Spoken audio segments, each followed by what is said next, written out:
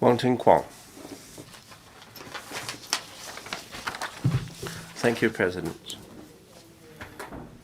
Well, the object of this bill is to empower the Mandatory Privately Funded Scheme Authority, MPFA, to establish a wholly owned subsidiary to operate the e-platform company to centralize the administrative work for MPF funds, and also to maintain the sustainability MPFA, and revise the amount of annual registration fee, and also to reinstate the ARF. And instead of waiving the ARF, they'll be charged at over 0.03 of the net asset value. Without doubt, this amendment bill, since the last amendment bill of launching the default investment strategy, that's the most important reform of the MPF regime to date. I used to serve as the non-executive director of MPFA and also on the advisory committee. It's been 12 years since I've involved in the MPFA, and I have a lot of feelings on the formation and the running of the MPFA. The MPF is criticized of excessive administrative charges of low returns, and that have been subject to much public criticism, and they will call for reforms or even abolish the MPFA. The MPFA is a long-term investment that lasts for 20 to 30 years, and yet the investment returns could be easily affected by short-term market gyrations. If the world economy worsened, the volatile capital markets would lead to huge losses to the MPF scheme members, and the MPF holders are mostly the working population, may not have enough knowledge and the time to adjust it or manage the MPF investment, and to avoid the losses bring by markets volatility. And if you would like to change the MPF fund switches, they need to face a lot of paperwork, which affect or a desire of scheme members of managing their own investment. According to government's data, in Hong Kong, there are 4.4 million scheme members, and 1 million accounts scattered across 28 MPF schemes. These schemes are managed by the 14 trustees or a contract to a third-party provider with varying degrees of administrative procedures. And every year there are 30 million MPF transactions.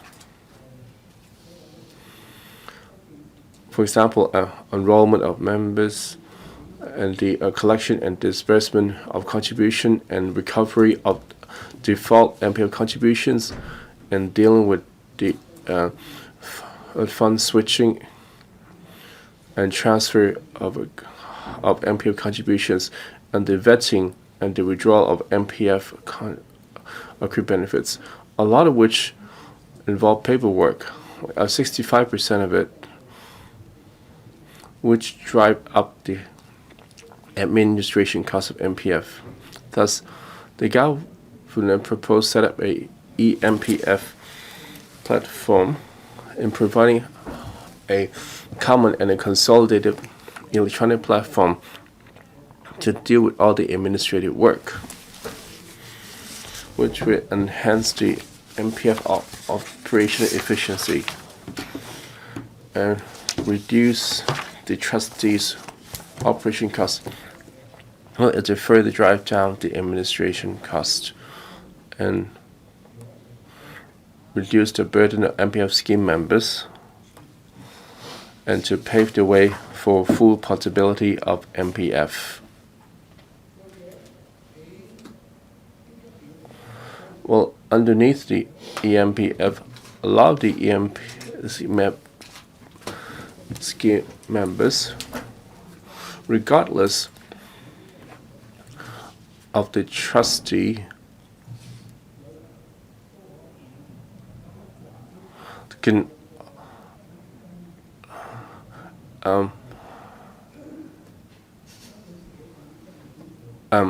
allocate the MPF contributions in one place and change the investment strategy, or even changing their own trustee, and allow the scheme members to flexibly manage their own MPF accounts. And for the EMPF platform, can streamline the administrative procedures and reduce the administrative expenses of the trustees so as to reduce the administrative costs and reduce the burden of 4.4 million MPF scheme holders, and enhance the flexibility in managing the accounts. The DAB and myself will support this amendment bill. Furthermore, this bill also proposes to charge the approved trustees of 0.03% of the net asset value as the annual registration fee. First, the ARF has provided for this back in 2000 for the MPFA to charge the ARF to meet its operating expenses. Well, the MPFA, in order to reduce the burden of MPF, the trustees' burden, since the formation of the MPFA, they rely on the capital grant injection of $5 billion by the government in 1998, in which they rely on the investment income to meet the expenses. The balance of the capital grant currently is at $2.58 billion. If the MPFA could not tap a new source of income, the capital grant will be exhausted and the MPFA will not able to operate. And the amendment bill has stipulated that the MPFA trustee cannot pass on the ARF to the scheme members.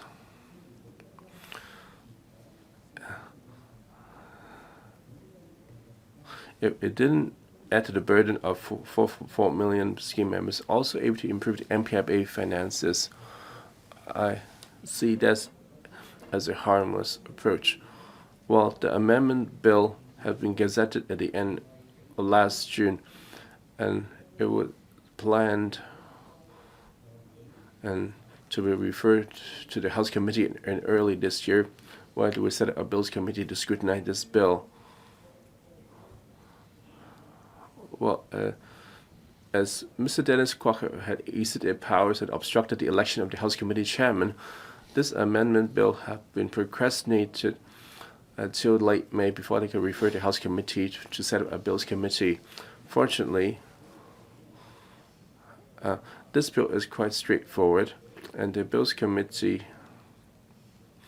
did not have much questions on this bill, and so that it can complete its scrutinies. And so as to avoid the fiasco of the vacancy tax that not able to complete the deliberation due to the lack of time, thus not able to refer to the council for voting. However, as the progress is significantly behind the original planned proposed cutoff date of 1st January 2022, on which the date to charge the ARF, the government had moved some amendments with changing the date to 1st of October 2020. as MPFA and myself are supporting this bill, thus we will also support the relevant amendments. And finally, I reminded the MPFA that while top news for revenue to try to minimize expenses so as to reduce the headcount, I'd like to cut down on the complicated red tape. That would be the right direction to take. I so submit to supporting this bill and the amendments. Mr. Ray Chan.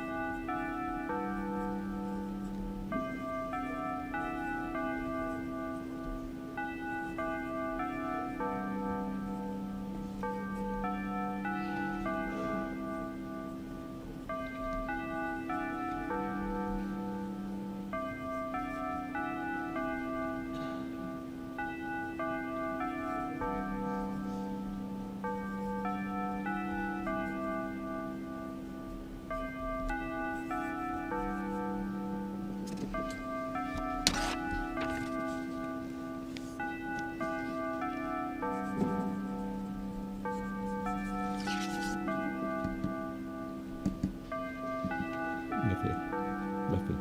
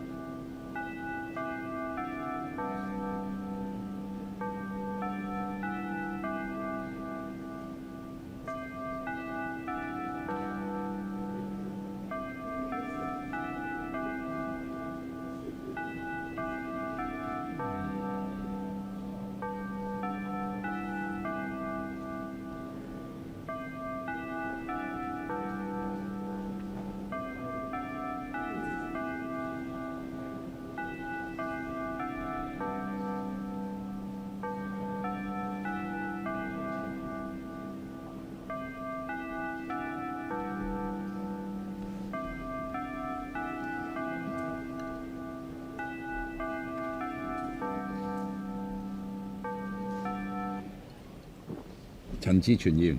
Mr. Ray Chan. Mandatory Provident Fund Schemes Amendment Bill 2019.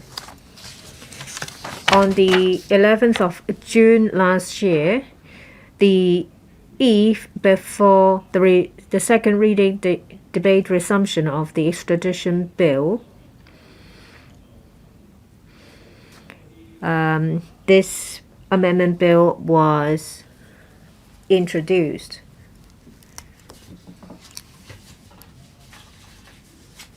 President, what is your point of order?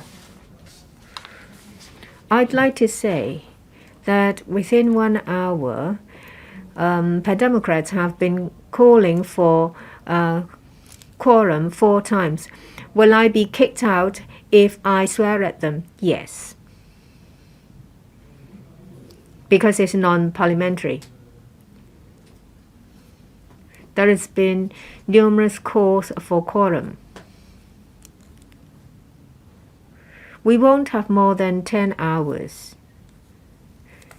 We have 10 bills to deal with. I hope that you all will make good use of the time we have. This is a backlog. Most of them are related to the economy and people's livelihood. I hope that you all do your best to deal with them. It's an open meeting. The public are watching. I appeal to members to make good use of the time. Mr. Shiu, well then, take it as if I have sworn at them. Please kick me out. Mr. Chen, I don't understand. This is not a point of order. And he said that it should be taken that he has sworn at us. Is it really the case that he has sworn at us and that you have kicked him out? I have already dealt with it. Please continue. I was going to continue, but he interrupted. I think it's just tit for tat. You're no better than he was. Okay, for the Mandatory Provident Fund Schemes Amendment Bill 2019, what is this bill about? This is relating to the MPF authority. The authority is to set up a wholly owned subsidiary for the centralized platform, according to the government, which I have doubts. The decentralized platform will deal with administrative work in a centralized manner. This will enable downward adjustment of administration fees. That is where I have doubts. And they want to promote paperless management of MPF. That's a minor point. There are 4 options. There were 4 options. In the end, they've decided on a wholly owned subsidiary of the MPF authority. I'm not going to go into details why you have chosen this out of the 4. This amendment bill is to enable the MPF authority to set up a wholly owned subsidiary as a legal entity for the centralized platform.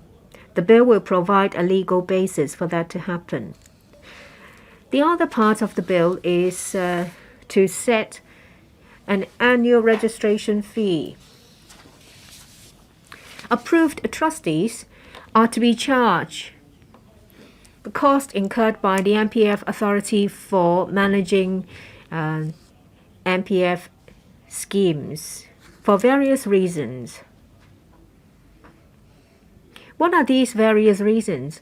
It can be anything. I think the Secretary should explain to us. The authority has never charged any annual registration fees on these approved trustees. As a result, since this implementation in 2000, the fee charged has been set at 0%. You don't charge them anything, but you've been incurring costs, and you don't generate enough investment return to sustain the MPF authority. Without a stable source of income, the authority relies on investment return from non-recurrent grant. Of course, well, investment return is subject to market performance. I don't remember how many MPF accounts I have, and I've never looked at them. I don't know how much I've lost. As at 31st of March 2019, the balance of the grant is about $3 billion, $3.01 billion. You said that they have cut expenditure. They have moved their office from a prime site to the periphery of the urban area in Kwaichong, and they've also set a cap on salary. But still, the grant is going to be depleted in 2024 and 25. Let me first give you the conclusion. I've been opposing to the MPF. If you ask Hong Kong people, if you give them a choice, they'd rather say no to it. If the MPF authority doesn't have money to run the MPF, and if it is abolished for the money to be returned to Hong Kong people, I'm sure that people would love it. Well, the member, Mr. Paul, has been supporting that. That would be a good thing. If they run out of money, they will have to dismantle the MPF system, which is a brilliant thing.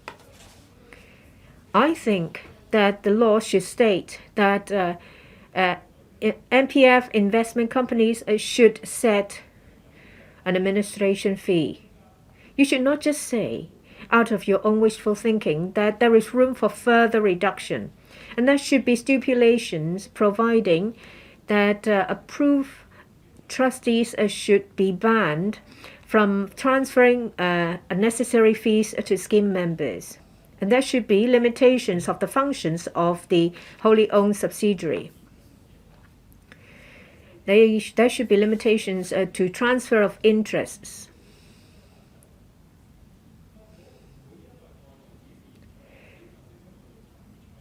And there should be limitations as to for outside instructions stopping scheme members from withdrawing their accrued benefit. They said that the centralized platform will deal with all transactions, say for example withdrawal, application, transfer, record keeping in a centralized platform. There is only one interface linking scheme members and approved trustees.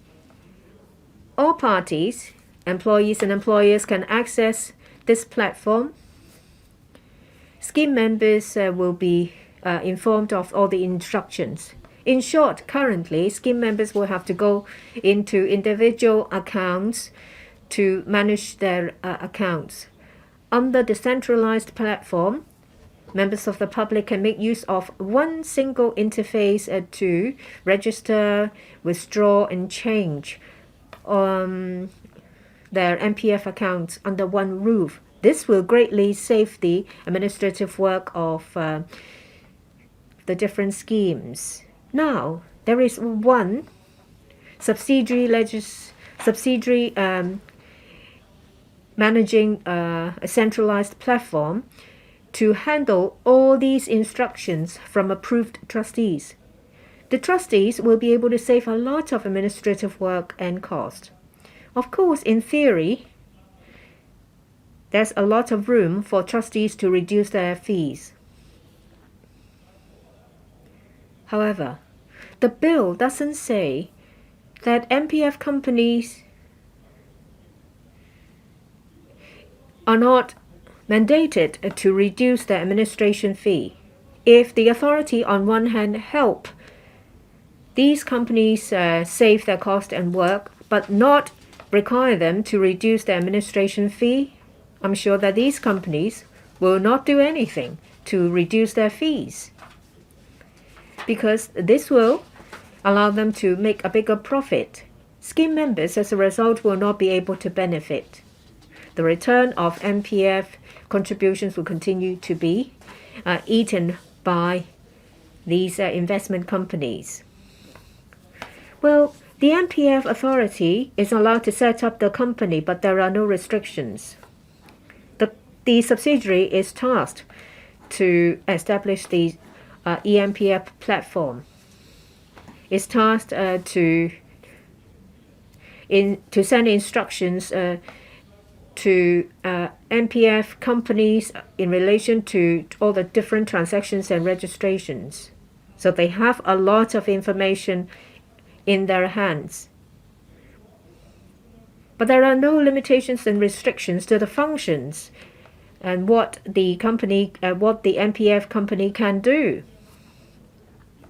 There is a chance that information may be sent to certain customers or certain parties. So there should be a provision banning the eMPF platform company to transfer any information. I'm also very concerned that for the eMPF company to centrally handle all transactions, then it is easier for them to control scheme members from doing certain things. In the past year, as some insurance companies and some banks have done things to hurt the feelings of the public, I'm not going to go into details. I am talking about a sudden issue of statements saying that they are patriotic and that they support this law and that. It infuriates the public. Scheme members may transfer their accrued benefits to lesser evils.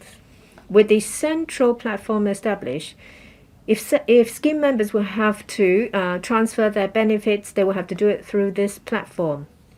Under the bill, there is no restrictions on the eMPF platform company to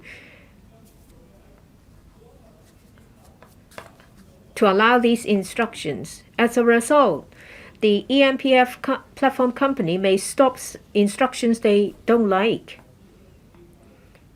Would they stop instructions that ask for their benefits to be transferred from Chinese capital companies to foreign capital companies? But there is this arrangement under which an individual can claim that they would leave Hong Kong permanently and would like to get their accrued benefits. We're talking about amounts in the tunes of hundreds of thousands of dollars or even $1 million. In the past, scheme members could make the request directly from these financial institutions. And these financial institutions would just allow them to do so. But now, under the bill, scheme members will have to ask the eMPF platform company to forward the instruction to financial institutions. If tens of thousands or hundreds of thousands of Hong Kong people overseas asked for their accrued benefit to be withdrawn, will someone interfere and order the MPF platform to suspend these instructions so that the accrued benefit cannot be withdrawn? There is no explicit provisions saying that they have to follow through with the instructions of scheme members and within what time limit. So I can't be certain that in an extreme circumstance, if tens of thousands of Hong Kong people would like to withdraw their accrued benefits, they would be able to do it without any problem. After the legislation of the national security law, well, they will have to make sure that the act of the eMPF platform will not contravene the national security legislation. This platform will receive instructions and forward instructions.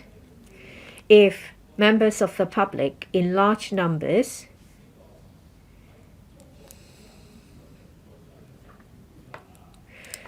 answer the calls of someone who is seen as an undesirable person in the eyes of central authorities, and do certain things that is seen in the eyes of Chinese authorities harmful to national interest. Will there be a national security advisor being put in the EMPF platform to watch over every single thing they do?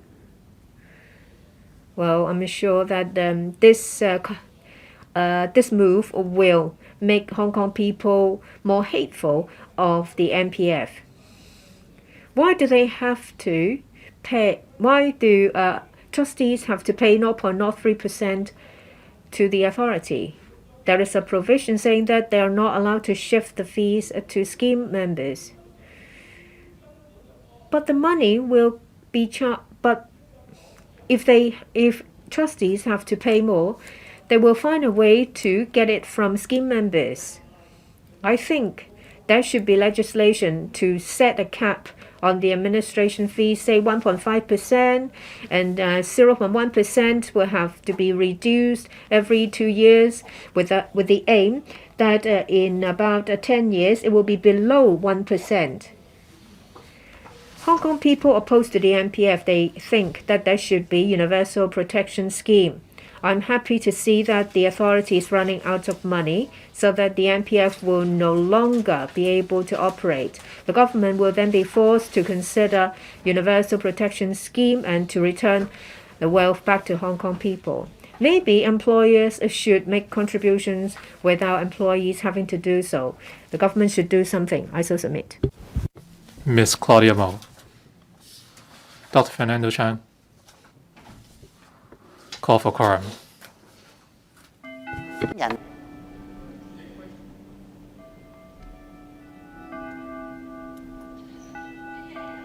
係何君堯議員。 Dr. Junius Ho. Point of order.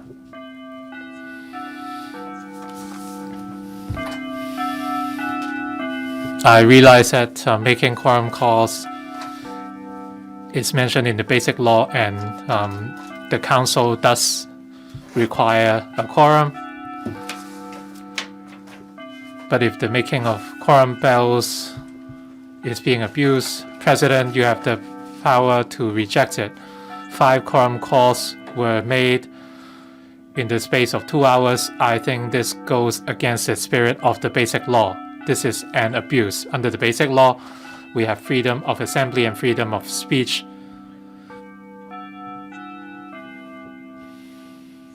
But if rules are breached, including the rules of procedure,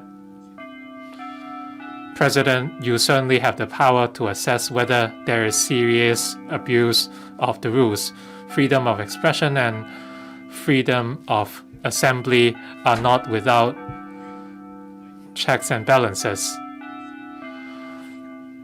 Members are working hard for the sake of the public, but some members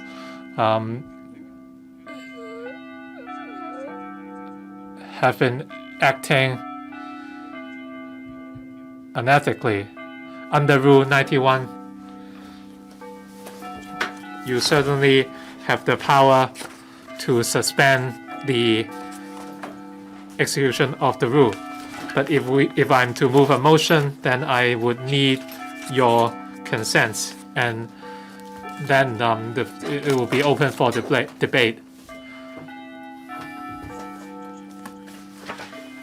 You should make a final decision under Rule 44. You should suspend the quorum bell. I do not think the opposition would take out judicial review, and the risk is rather low because as we saw from the decision of the case involving Mr. Leung Kwok Hong, the decision of the chair shall be final. You should not allow such abuse. Thank you.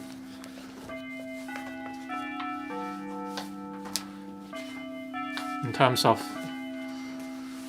the issue of a quorum, it has been discussed at LegCo by the President as well as Committee on Rules of Procedure. According to the basic law, the quorum is half the number of members, that is 35 members currently. If you have comments on this, if you are returned in next term, please raise the issue or request at the Committee on Rules of Procedure, and we would see how we assess the issue. Dr. Junior So, I understand you have the final decision. So before you make your final decision, once again, I'd like to point out that it's not about waiting for the next term. You must exercise your powers right now, or else it would be a waste of our valuable time. President, I see what you just said, but in terms of the rules of procedure, everything starts from the heart.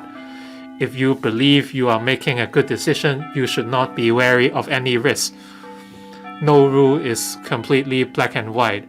There is always a gray area. So, President, before you make your final decision, you should reject such requests. You have been here for almost 3 hours, so you could see that there is serious abuse already. Well, we have a lot of legal advisors at LegCo. They should not only listen to Andrew Leung. They should know what is the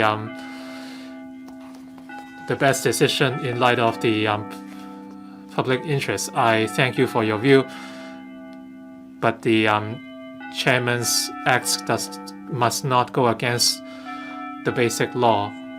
So if this is to reassess or explore, then we have to wait till the next term, and we would explore whether the rules of procedure or indeed basic law could be amended.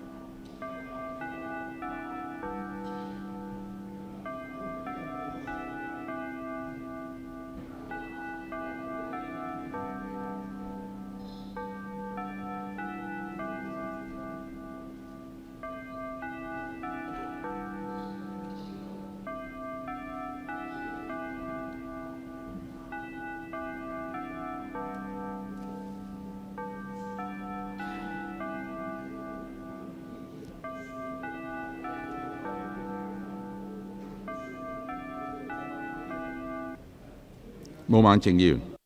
Ms. Claudia Mo.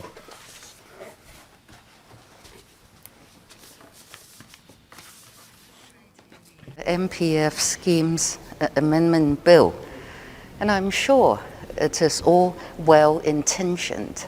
The government's intention is to try to make things better. Things haven't been going very well. Now, this amendment is not exactly complicated either, but is it going to work? That's the question. The fact is, we're introducing yet another E this, E that, E for electronic. And to many, if not most, retirees, that would mean yet another very frustrating element in life. Okay, they can use this platform to make sure that their fund is being properly managed and they're not being charged too much. But then this is yet another sign of a plethora of bureaucracy. You have one more layer of things, and it's not cheap either. To make this new layer work, the government would need to introduce a registration fee, an annual one at 0.03%. Now that sounds terribly low, you would think, but still, a fee is a fee, and if it works, it would supposedly help all members of our working force. But I still need to think whether I should actually endorse or oppose this particular bill, because it says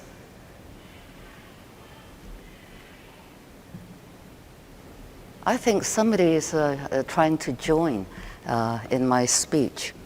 Now, the government says that this MPF scheme authority is going to set up a subsidiary firm which is going to become a proper legal entity. It is legal. It's not just an electronic thing out there for people to just click, and otherwise nothing much will come out of it. And the government promises that it's not just going to build and own and operate this platform. It's going to make this EMPF centralized platform a very effective management tool for our mandatory Provident fund issue. They will standardize, they'll make it more concise and automate the entire system. And there should be room for lowering. 邊位個電？ Members, please switch your phones to silent mode. That's fairly offensive and almost childish. Now the government says hopefully with this new scheme there could be room for lowering the administrative fees being charged by our fund managers, and room only, watch out. And it's going to be going into effect in stages in 2 years' time. Now 2 years' time is a long time when it comes to retirement. A survey, a professional industry survey back in January 2019, i.e. last year, it was found that up to 65% of our workers would need to work till the age of 70. Listen, 70. If They want to have living expenses as they are without cutting back at all. Now, this industry survey interviewed more than about 1,000 respondents aged between 18 and 65. So it's a cross-sector, a pan-society survey. It says you need to work till you're 70, or you have to reduce your monthly living expenses by 8,500. So there we are. What's this MPF doing, really, to help our aging working population? And that finding I just cited actually said it also included this element of not... Ms. Claudia Mo, please come back to the debate. Ms. Mo, please come back to the debate. 你已經離開。 You have digressed. We are not discussing the MPF regime. Please come back to the debate. Why this amendment is causing some reservations on my part, whether I should agree or disagree, whether I should vote for it or oppose it. I'm telling you why. This is the second reading, isn't it? I have every right to tell. Ms. Claudia Mo, each member has a right to speak, but their speech should be closely tied to the debate. They should not digress. Speaking on this very issue, the fact is, many Hong Kongers find this MPF scheme not working to their benefit. It's only merely their third choice, if they do have a choice. Barely 10% of the members of our workforce would have chosen this retirement, compulsory retirement scheme, 10%. And that's after bank deposits. That makes up for 53%. Because if you put money in time deposit at a bank, you will surely get some return, albeit fairly low. But it's a safe bet, right? That's a top choice. And the second choice was stock investments. Now that's becoming very risky at the moment. But still, if you invest in blue chips, that would still prove a reasonably safe bet. Now, I don't know why you object to my citing professional surveys by investment funds associations and industry labels. 毛孟靜議員，我哋依 Ms. Claudia Mo, this debate is on the Mandatory Provident Fund Schemes Amendment Bill 2019. This is not a debate on the pros and cons of the MPF regime. In terms of the pros and cons of the regime, I would allow you to offer a context, but if you go too deep or digress, I would remind you.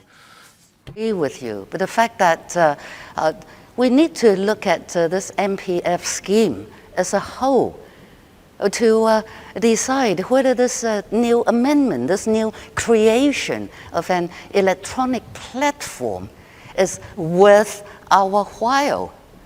If not, I would need to vote against it, right?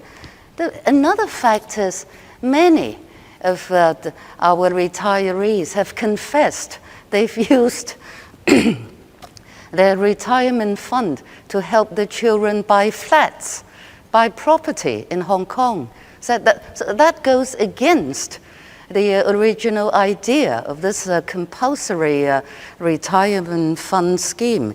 And also they said they would need to spend their retirement money on their children's education, further education mostly, for their kids to go abroad.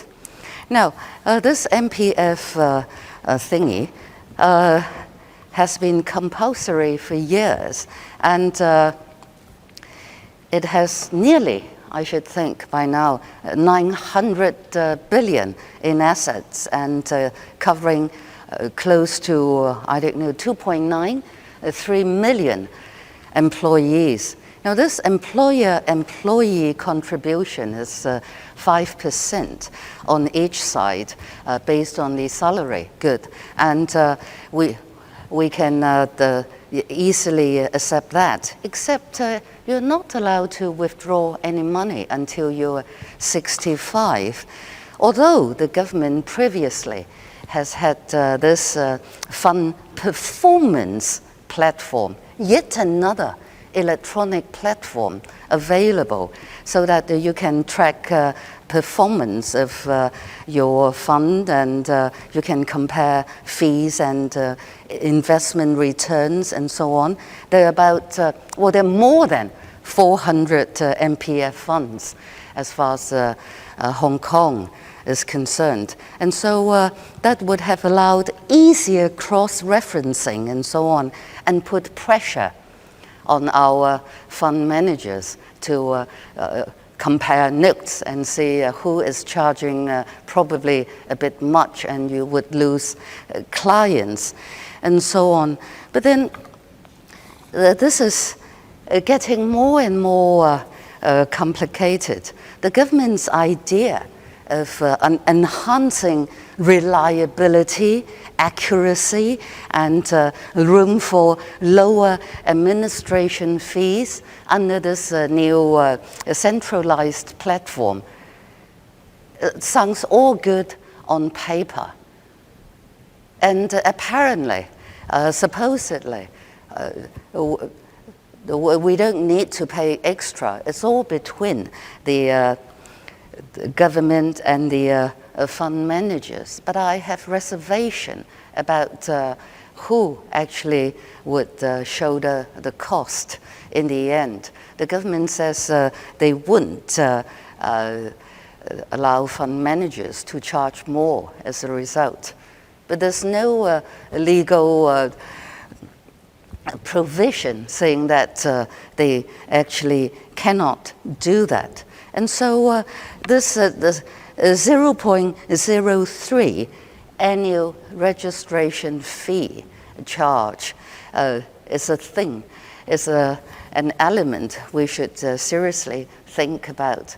The fact is, for years, there's been plenty of frustration, if not anger.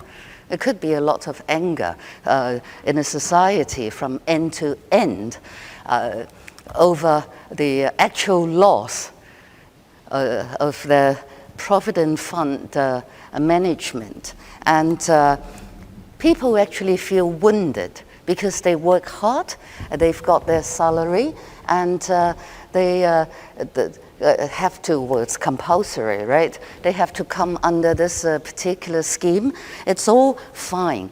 But they feel wounded financially if they got notified by their fund manager that, sorry, our investment actually marked a loss over the last 6 months or over the last year. I personally have had that experience. I mean, that's such a joke. It's not just sad, it's pathetic. So as I speak, I think I'm still getting loads of comments and requests online from my constituency, probably. They didn't say where they're from, right? They think this MPF scheme should be scrapped altogether. And one reason is that we don't have trust in this government anymore. Why should we bother to have any dealings with the government when it's our money we're supposed to be dealing with, being looked after? And so and another one said, if I can't get my money before the age of 65, I'm not going to have express any endorsement, any agreement to this government, pretending to try to make the problem go away, i.e. what problem, or problems rather. One, very high management fees and, well, on the part of the fund managers. And two, what if I actually lose money? Just get rid of it. Good riddance. Thank you very much. And at the end, I should think most Hong Kong people would think this new electronic centralized platform for the MPF, it's just yet another little plaster on a huge wound. You cannot just band-aid a problem like that. We object. Most people would object to this new, yet another new layer of plethora of bureaucracy. So on that note, I would declare that I would oppose this new, what is it called, whatever it's called, the MPF scheme amendment bill. Thank you very much. 我再次提醒議員， May I remind members once again that this is the last sitting of this legislative term. We have more than 10 bills waiting, and a few members have asked for a quorum call, and 30 members have spoken on this bill already. I hope members can make good use of the time and focus on the content, the merits and demerits of the bill instead of the background, and also the pros and cons of the MPF system. And may I remind members that I'll be very strict with the rules of procedure when it comes to repetitive comments. What is your point of order, Dr. Fernando Cheung? Call for quorum, please. Dr. Fernando Cheung calls for a quorum.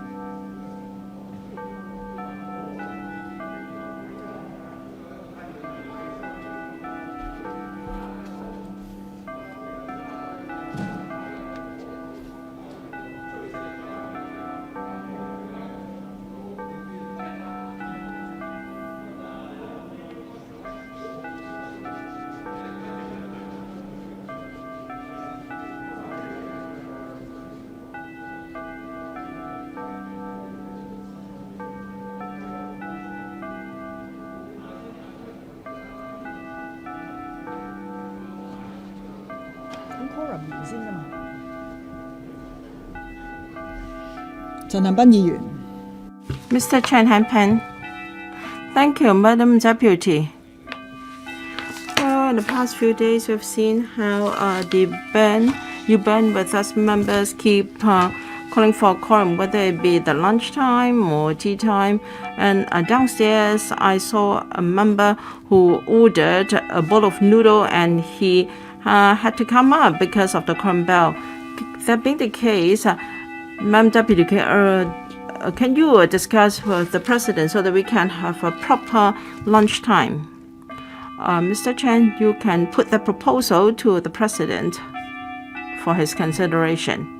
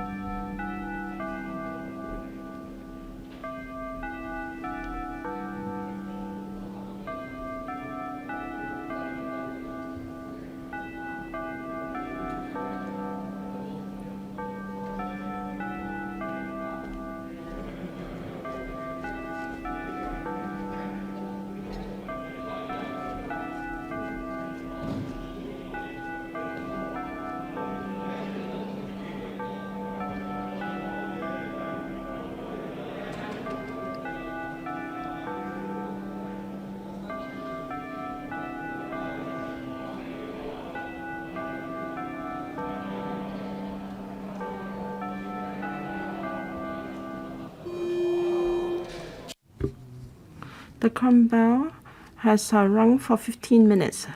Since we do not have a quorum in the chamber, I declare the meeting adjourned.